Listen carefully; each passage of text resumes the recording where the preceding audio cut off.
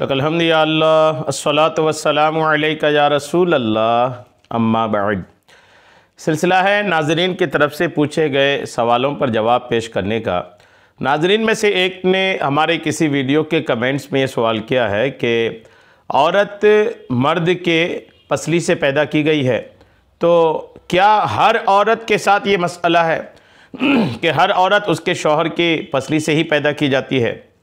ये इन्होंने पूछा है। चूँकि ये बहुत मशहूर है, आम मसला है कि हज़रत हव्वा रज़ियल्लाहु ताला अन्हा को अल्लाह तबारक व तआला ने हज़रत आदम अलैहिस्सलाम की बाएं पसली से पैदा किया था। तो अब ये एक तादाद है लोगों की जिसमें ये तशवीश है, जो लोग ये सोचते हैं कि हज़रत आदम अलैहिस्सलाम के बाद भी जितने भी ख़वातीन हज़रात हैं, शौहर बीवी, ये हर बीवी को उसके शौहर के ही पसली से पैदा की जाती है। ये एक तादाद है जो सोचती है। क्या सही है, क्या गलत है? आइए तवज्जो के साथ जवाब सुनने की सआदतें हासिल कीजिए। जहाँ तक मर्द की पसली से औरत की पैदाइश की बात है, याद रखें इस ताल्लुक़ से रिवायात तो हैं। हज़रत अबू हुरैरा रज़ियल्लाहु ताला अन्हो नबी करीम अलैहिस्सलाम का ये फरमान नकल करते हैं कि जो शख्स अल्लाह ताला और आखिरत के दिन पर ईमान रखता हो, वो अपने पड़ोसी को अज़ियत ना पहुँचाए और ख़वातीन के बारे में भलाई की वसीयत कबूल करो। आका फरमाते हैं उन्हें पसली से पैदा किया गया है। क्या फरमाते हैं? उन्हें पसली से पैदा किया गया है, और पसली में सबसे टेढ़ा हिस्सा, सबसे ऊपर वाला हिस्सा होता है। अगर तुम उसे सीधा करने की कोशिश करोगे तो तुम उसे तोड़ दोगे, और अगर उसके हाल पर रहने दोगे तो वो टेढ़ी रहेगी। लिहाजा ख़वातीन के बारे में भलाई की वसीयत कबूल करो। ये तो मामला तय है कि हज़रत आदम अलैहिस्सलाम की बाएं पसली से अल्लाह ताला ने हज़रत हव्वा रज़ियल्लाहु ताला अन्हा को पैदा किया। अब दीगर इंसानों में से मर्द और औरत के ताल्लुक़ से अगर आप सुने तो याद रखिएगा कि उलमा ने इस नुक्ते पर बहस की है कि हर इंसान मिट्टी से बनता है या इंसान अव्वल हज़रत आदम से बने हैं। राजे बात यह है, सही बात इसमें यह है कि पहले इंसान हज़रत आदम अलैहिस्सलाम वो तो मिट्टी से बने हैं, और बाकी इंसानों के बारे मिट्टी से बना हुआ इसलिए कहा जाता है कि मिट्टी से ही ग़िज़ाएँ खाकर नुत्फ़ा बनता है, जो इंसान की तख्लीक का बाइस बनता है। हज़रत आदम अलैहिस्सलाम मिट्टी के पुतला बना करके फिर उसमें रूह डाल करके आपकी पैदाइश हुई।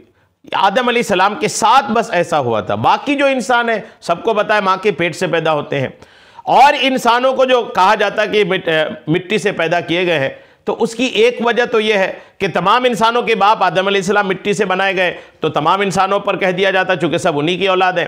और दूसरा ये कहा जाता है कि इंसान चूँकि नुत्फ़े से पैदा होता है, और नुत्फ़े की पैदाइश ग़िज़ा से होती है, और ग़िज़ा का पैदावार चूँकि मिट्टी से होता है, इसलिए ये कहा जाता है कि इंसान मिट्टी से बनाए गए हैं।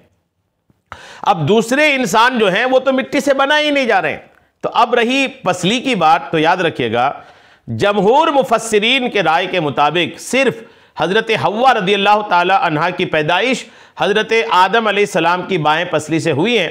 इसके अलावा किसी भी औरत के बारे में कोई ऐसी रिवायत मनक़ूल नहीं है कि वो किसी मर्द से या अपने शौहर की बाएं पसली से पैदा हुई है।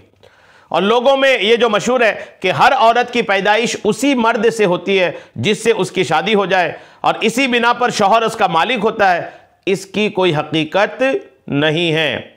इस गलत अकीदा की बिना पर ही इस तरह के सवालात होते हैं। हालांकि कोई औरत किसी की मिल्कियत नहीं होती है। और ना हज़रत हव्वा अलैहिस्सलाम के अलावा किसी औरत की पैदाइश किसी मर्द के पसली से हुई है, ऐसा नहीं है। यानी हज़रत हव्वा रज़ियल्लाहु ताला अन्हा सिर्फ अकेली वो खातून हैं तमाम इंसानों की माँ, जो हज़रत आदम अलैहिस्सलाम की बाएं पसली से पैदा की गई। बाकी जो ख़वातीन हैं इनके बारे में ऐसी रिवायत नहीं मिलती कि हर औरत अपने शौहर के पसली से पैदा की जाती है, ऐसी रिवायत नहीं है। लिहाजा ऐसा अकीदा ना रखें। आदम अलैहिस्सलाम के बारे में, हज़रत हव्वा के बारे में तो कन्फर्म है, बाकी जो है ना उनके बारे में कोई रिवायत इस ताल्लुक़ से नहीं मिलती है।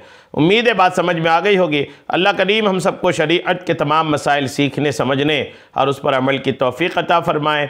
आमीन। बेजाहिन नबिय्यिल अमीन सल्लल्लाहु तआला अलैहि वसल्लम।